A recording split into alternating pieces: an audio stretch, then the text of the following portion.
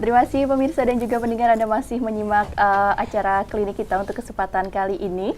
Dan kita juga masih membahas tentang tema akupuntur ya, tentang mengenal lebih dekat dengan akupuntur.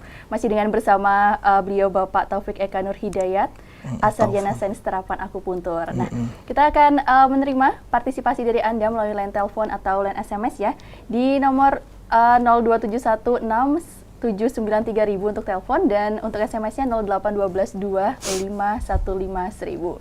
Ya, sebelum kita angkat telepon ataupun membacakan SMS dari Anda, ada sebuah gambar slide yang akan ditayangkan di sini mengenai hasil penelitian dan mekanisme dari akupuntur itu sendiri. Nah, ini apa ini meridian? Ini adalah hasil penemuan oleh Profesor Dr. Kusnadi Saputra. Jadi membuktikan bahwa meridian itu ada. Sebenarnya apa itu meridian? Meridian itu sebuah saluran, sebuah jalur, di mana dia tempat berjalannya energi. Kalau dalam Cina istilahnya qi atau energi tubuh, energi murni di dalam tubuh kita. Tubuh kita kan kumpulan dari energi. Nah, seperti itu. Jadi berdasarkan penelitian beliau, ini saya ambil dari penelitian beliau, ini dibuktikan. Lah, setelah hasil ini dibuktikan, kan beliau kan merupakan spesialis ronsen ya. Setelah penelitian ini dibuktikan, makanya diambillah Permenkes RI 1186, akhirnya ada pelayanan kesehatan akupuntur di rumah sakit, puskesmas, dan di klinik dari penelitian ini. Iya, baik, ditahan dulu. Ada telepon yang masuk, kita terima dulu di 6793.000. Assalamualaikum warahmatullahi wabarakatuh. Waalaikumsalam warahmatullahi wabarakatuh. Izin Bapak, dengan Bapak siapa di mana? Ini Bapak Dwi di Klaten. Bapak siapa? Dengan Bapak? Bapak Dwi di Klaten. Klaten. Bapak Dwi, nggih, Bapak Dwi. Ya, Assalamualaikum dokter. Iya, Waalaikumsalam warahmatullahi wabarakatuh, Bapak. Iya, ini mau tanya. Iya. Untuk penyakit hepatitis itu apa bisa di akupuntur? Oke. Coba dengan cara akupuntur. Yang kalau bisa untuk alamat klinik Pratama itu di mana? Dan untuk dokter Taufan ini prakteknya hari apa? Iya, baik, Pak. Ya, itu dokter. Terima kasih. Assalamualaikum. Waalaikumsalam warahmatullahi wabarakatuh. Ya, baik, terima kasih Bapak Dwi yang di Klaten. Nah, ini tentang hepatitis. Untuk hepatitis ya. Bapak, untuk Pak Dwi, hepatitis ini merupakan penyakit yang memang luar biasa ya, karena dia nanti bisa membuat organ hati kita menjadi rusak. Untuk menangani kasus ini, Bapak, kita butuhkan beberapa langkah, bukan hanya dengan akupuntur saja, tetapi dibantu dengan kolaborasi dengan beberapa rekan-rekan dari dokter. Karena di satu sisi lain, untuk mematikan virus itu sendiri, kemudian akupuntur nanti dia menguatkan kondisi fisiknya. Imunnya? Iya, imunnya juga kondisi fisik secara keseluruhan. Jadi pada saat si pasien dia itu minum obat misalkan, nanti akupuntur itu mempersiapkan organnya agar bisa menyerap kualitas dari obat itu maksimal. Kalau obat itu bisa terserap dengan maksimal, otomatis kan dia bekerja lebih bagus kan. Terkadang beberapa catatan, kenapa saya belum sembuh-sembuh? Biasanya itu ada indikasi gangguan lain. Misalkan contohnya ya, si A dia kena penyakit pusing, dia nggak sembuh-sembuh.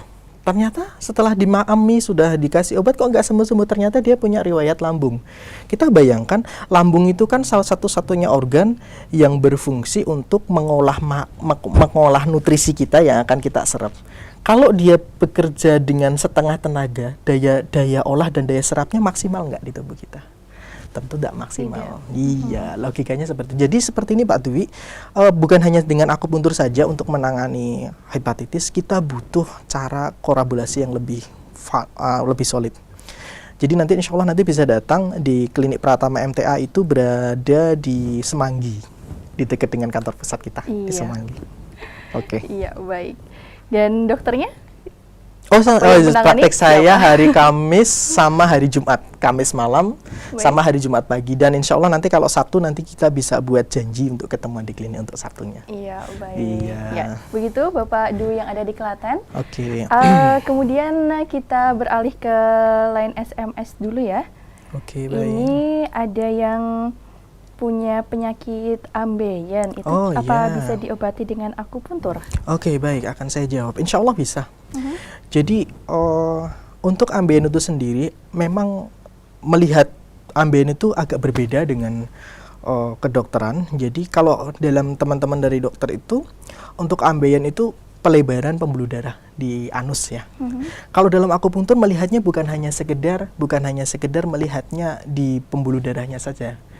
Ambien itu karena ada pelebaran berarti mengindikasikan ada kelemahan dinding pembuluh darah. Di dalam konsep mekanisme akupuntur itu sendiri, bahwa melemahnya dinding pembuluh darah kita itu disebabkan karena beberapa faktor. Salah satu faktornya adalah adanya kelemahan di sistem organ limpa dan lambung. Saya garis bawahi, ada sedikit cara pandang berbeda antara kedokteran timur dan kedokteran barat. Kalau di dalam kedokteran akupuntur kedokteran timur itu, sistem limpa dan lambung itu dia bekerja bukan hanya sekedar mengolah makanan saja, tetapi dia bertanggung jawab mengolah, transformasi, dan memperkuat dinding pembuluh darah agar darah tidak keluar dari jalurnya, dalam arti tidak terjadi pendarahan. Nah, jadi kalau misalkan kok ada ambeien, kemudian kok belum sembuh-sembuh, cek coba ada riwayat lambung enggak? Cek coba dia sering makan pedas enggak? Nah, itu coba dicek dulu. Kalau memang ada ke sana, nanti penanganannya bukan hanya kita melihat di lokalnya saja, di ambien saja, tapi kita perlu yang secara akupuntur ngobati sistem limpa lambungnya tadi. Gambarannya seperti itu. Ya, memang berarti untuk suatu penyakit tertentu tidak hanya itu saja yang diobati, tetapi memang sistemnya kembali lagi ke sistem. Karena akupuntur bekerja, dia menguatkan sistem tubuh. Nah, bisa jadi dengan riwayat yang berbeda, dan itu juga bisa disembuhkan juga dengan akupuntur itu. Insya Allah bisa membantu. Ya, baik. Ya, kemudian ini masih dari line SMS, ada dari Bapak Asep di Semarang. Iya, Pak Asep. Bapak, saya terkadang kalau sore keluar keringat dingin disertai gemetar. Itu apa bisa diobati dengan akupuntur? Keluarnya keringat dingin dan gemetar itu berarti menandakan yang keluar itu sebenarnya bukan keringat, tetapi cairan di dalam tubuh. Dehidrasi? Betul, hampir dikatakan hampir sama seperti. Jadi yang keluar itu cairan yang kita butuhkan. Makanya kadang-kadang saat orang itu ketakutan, ketakut sangat, dia bisa keringat dingin yang keluar. Habis itu lemas. Lemasnya bukan karena takut, tetapi karena banyak cairan tubuh kita yang keluar. Ion banyak yang keluar. Dan itu nanti ada hubungannya dengan kinerja kulit kita. Jadi sistem buka tutup kulit kita, pori-porinya. Terus nanti perlu dikaji juga, Mbak, itu keringat dinginnya bapaknya ada riwayat punya riwayat lambung, ada riwayat penyakit yang lain enggak? Karena bukan hanya sekedar nanti kita melihat kulitnya tok, tetapi nanti kita perlu cek ada gangguan sistem yang lain enggak? Ada gangguan di sistem jantung enggak? Ada ketidakseimbangan di sistem, kembali lagi, limpa lambung enggak? Kenapa saya katakan limpa lambung? Karena organ ini sangat penting sekali bagi tubuh kita. Kita kan hidup butuh makan, ya, dan makan yang mengolah sistem limpa lambung. Kalau daya serap makanan limpa lambung kita, kalau daya serap tubuh terhadap makanan itu bagus, maka badan kita akan jauh lebih baik. Tetapi kalau daya serapnya nggak optimal, badan kita lemas atau kuat. Nah, begitu, makanya jangan pernah remehkan, oh saya cuma sakit mah, jangan pernah remehkan. Riwayatnya juga harus diperhatikan. Perlu dicari tahu dulu riwayatnya apa. Dan itu tugasnya untuk dokter. Kita bareng-bareng. Iya, karena akupuntur punya pemeriksaan tersendiri. Ya, apalagi kalau pemeriksaan dari teman-teman dokter digabungkan dengan pemeriksaan metode akupuntur, hasilnya akan jauh lebih baik untuk pasien. Lebih efektif Insya Allah. Iya, baik. Kita terima di line telepon. Assalamualaikum warahmatullahi wabarakatuh. Waalaikumsalam, Mbak. Iya, dengan Bapak siapa? Di mana? Yang tadi, Mbak, Pak Budi, Mbak. Oh, Injih, Bapak Budi, yang di Tangerang ya? Oh, yang di Tangerang. Ini saya Malakas. malah kasus saya sendiri malah lupa nggak saya utarakan. Iya, silakan Pak Budi. Saya itu punya penyakit nih, gaduh-gaduh banget. Apa? Gado-gado. Apa saja? Oh, Pak gado-gado ya, Ada gado-gado. lambung, Oh, ada iya. batu empedu, Oh, gitu terus ya. ada diabetes, Oh, gitu terus ya. ada pinggang juga, terus ada tumor juga. Ini semua apakah bisa lewat akupuntur? Pak Topan. Oke, Bapak. Baik. Terus kemudian tadi saya nggak tanggap di mana, di Jakarta, di Rumah Sakit Darmais apa di mana tadi? Rumah Sakit Darmais Bapak untuk yang kankernya. Oh iya. Iya, Kalau itu kembali kepada kasus saya sendiri yang malah lupa saya utarakan tadi, bagaimana ini ceritanya Baik. dokter Telanangnya? Oke, Bapak. Iya. Sudah, Bapak? Iya, terima kasih Ya, Bapak sudah Budi. dulu, Pak Budi. Terima kasih. Assalamualaikum. Waalaikumsalam warahmatullahi wabarakatuh. Wah, Pak Budi ini lumayan ini gado-gado ya. Ada atau gado-gado sakit. Istilahnya seperti itu. istilahnya. Pak Budi, kita nanti perlu kita gali ya Pak Budi, dari yang Bapak Budi rasakan tadi, kan biasanya itu kan penyakit gak datang secara bareng. Itu kan pasti nanti ada yang mana duluan. Nanti kita cari. Kalau sudah kasusnya kalau dilihat dari segi dengan tekanan suaranya, Pak Budi ini semangat juangnya bagus. Motivasinya bagus. Karena begini, motivasinya ini orang ini bagus, dia nanti akan tingkat stresnya ditekan. betul, tingkat stresnya kategori rendah. Pada saat orang tingkat stres rendah, otomatis sistem pertahanan tubuh kita juga akan jauh lebih kuat. Kalau tingkat stres kita tinggi dalam kurun waktu yang berlarut-larut, itu nanti akan mengakibatkan sistem imun kita menjadi melemah. Efek dari tingkat stres itu kan nanti akan mengaktifasi zat yang namanya kortikosteroid, kortisol. Dalam jumlah yang cukup, kortisol ini nanti dia bagus untuk tubuh kita. Tetapi kalau dia terlalu banyak, efeknya, salah satu efeknya itu adalah menyebabkan sistem imun kita menjadi lemah. Makanya perlu kita cek. Tadi kan ada lambung, kemudian ada gado-gado yang lain, termasuk yang terakhir ada tumornya juga. Kita perlu cek itu antara lambung, diabetes, itu duluan mana. Kalau memang duluan, kalau memang duluan lambung, misalkan lambung, itu nanti kita perlu cek tipikal kepribadiannya Bapak ini, kebiasaan hidupnya makannya apa. Apalagi harus termasuk kebiasaan mudanya makannya apa, ada batu empedu, berarti kan dia dulunya suka makan berminyak banyak. Kemudian perlu kita kaji lebih dalam lagi. Kalau lambung ini, kalau terus ada lambung, dan nanti kita kaji lambung dengan tumornya duluan mana. Kalau memang indikasi duluan lambungnya, berarti kan otomatis kembali lagi bahwa sistem lambung kita melemah, tubuh kita juga ikut melemah. Dan tubuh kita bukan hanya sekedar tangan dan kaki. Sistem tubuh kita kan terdapat imun, pertahanan tubuh, dan tubuh kita ada anti kanker. Lah, pada saat sistem anti kanker kita melemah, pertahanan imun kita melemah, otomatis mengakibatkan tadi ada serangan tumor tadi. Memang penjelasan sistem tubuh itu sangat panjang. Kompleks ya. juga ya. Secara simpelnya, akupuntur nanti bekerjanya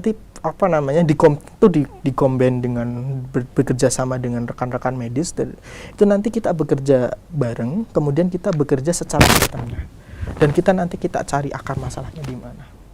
Seperti itu gambarannya. Iya, baik. Demikian Bapak Budi yang ada di Tangerang tentang penyakit gado-gadonya tadi. Semoga bisa disembuhkan dengan segera ya, dokter. Baik, kemudian ini ada dari line SMS. Bapak, kalau masalah lambung atau mah ini bisa diobati dengan akupuntur apa tidak? Iya, bisa.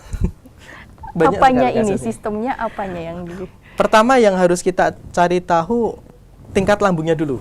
Dia tingkatnya akut, baru, atau kronis. Nah, kalau misalkan dia baru, otomatis kan dia akan jauh lebih cepat, gitu. Kemudian kalau tingkatnya kronis, kita butuh pemeriksaan lanjutan. Pertama dari kebiasaan hidupnya dia. Kebiasaan hidupnya si ibu siapa tadi namanya?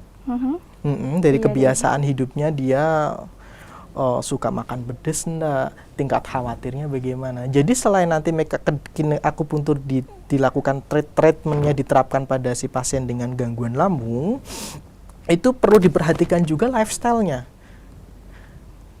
walaupun sudah dilakukan akupuntur dengan baik, tapi lifestyle-nya nggak Pola baik, hidupnya tetap sama dengan sebelumnya, ibarat sama peribahasa, seperti kita menyapu pakai sapu kotor, bisa bersih nggak? Nah, gambarannya seperti, insya Allah bisa itu. Iya, baik. Dan kita terima di line telepon. Iya, baik. Assalamualaikum warahmatullahi wabarakatuh. Waalaikumsalam warahmatullahi wabarakatuh. Nggih, dengan ibu siapa di mana? Ibu Wasi Akerjo. Ibu Ibu siapa? siapa? Non sewu? Ibu Wasi Akerjo. Oh, Tegal. Tegal. Ibu Wasi Akerjo. Oh, Kerjo ya. Sorry ya. Kerjo. Iya. Silakan Ibu. Iya. Silahkan Ibu. Rasanya dokter ambeien itu tadi kalau periksa ambeien. ke Solo itu kemisnya jam berapa, kalau Jumat jam berapa? Oh iya. Ada lagi? Sudah tuh. Assalamualaikum Waalaikumsalam warahmatullahi wabarakatuh. Waalaikumsalam warahmatullahi wabarakatuh. Oke, baik Bu. Untuk hari Kamis saya bertugas jam 7 malam sampai jam setengah 10 Ibu. Untuk hari Jumat insya Allah saya bertugas jam 8 pagi sampai jam 2 siang. Baik, Ya. itu prakteknya Prakteknya. di Klinik Pratama. Klinik Pratama MTA. Iya, baik. Kemudian ini kita mungkin satu lagi pertanyaan dari line SMS. Iya. Dari Ibu Titi di Banjarnegara, ini leher belakang saya sering sakit. Dan apa bisa diobati dengan akupuntur? Bisa, insya Allah. Kita cek dulu penyebabnya, lehernya. Dari posisi tubuhnya, dari posisi dia tidur, apa pernah ada riwayat? Kalau memang ada riwayat jatuh, kita perlu cek dengan kolaborasi dari teman-teman fisioterapi juga. Jadi bukan hanya dengan akupuntur, tetapi kita perlu satu kolaborasi dengan teman-teman fisioterapi, karena nanti untuk mengetahui reposisinya bagaimana. Karena nanti posisi tulang pun berpengaruh pada lehernya. Kadang orang itu lehernya sakit, itu hanya sekedar kaku. Tetapi beberapa kasus yang lain, dia ternyata seperti di Purwodadi, bukan hanya sekedar leher yang sakit, bentuk tulang punggungnya juga seperti letter S, jadi scoliosis. Kemudian riwayatnya itu ternyata pernah terjadi kecelakaan di bus, terguling-guling. Akibatnya kemarin pakai kursi roda. Dan punya riwayat lambung. Saling berhubungan. Betul, ada hubungannya. Kalau Rasul kan mengatakan makanlah untuk menegakkan tubuhmu. Urat-urat tubuh. Kalau kita lapar, badan kita cenderung bungkuk. lah. Iya, Jadi baik. dalam istilahnya seperti itu. Jadi lambungnya itu nanti kasus seperti itu kita perlu cari tahu antara bisa atau ndaknya. Saya katakan bisa atau tidaknya, cepat atau ndaknya. Yang pertama dari faktor riwayat penyakit itu bagaimana. Yang kedua kondisi fisik si pasien itu gimana. Iya, Dan baik. kemarin setelah dilakukan treatment yang menggunakan kursi roda, kita lakukan treatment setelah lambungnya bagus, tidurnya enak, sekarang sudah bisa jalan. Alhamdulillah. Nah, Ya, baik. Seperti itu ya. gambarannya. Cara kerjanya, gambarannya. Ya, baik pemirsa dan juga pendengar, mungkin ini tadi pertanyaan terakhir ya, Dok. Iya. Ya, terima kasih atas waktunya untuk kesempatan kali ini. Baik, Semoga Ing. kita bisa bertemu di lain kesempatan ya, Dok. Insya Allah. Iya, baik. Assalamualaikum warahmatullahi wabarakatuh. Waalaikumsalam warahmatullahi wabarakatuh. Ya, baik pemirsa dan juga pendengar dimanapun Anda berada, saya sudah kebersamaan kita di program klinik kita untuk edisi hari ini. Dan saya Dita Almaira beserta kru yang bertugas undur diri. Wassalamualaikum warahmatullahi wabarakatuh.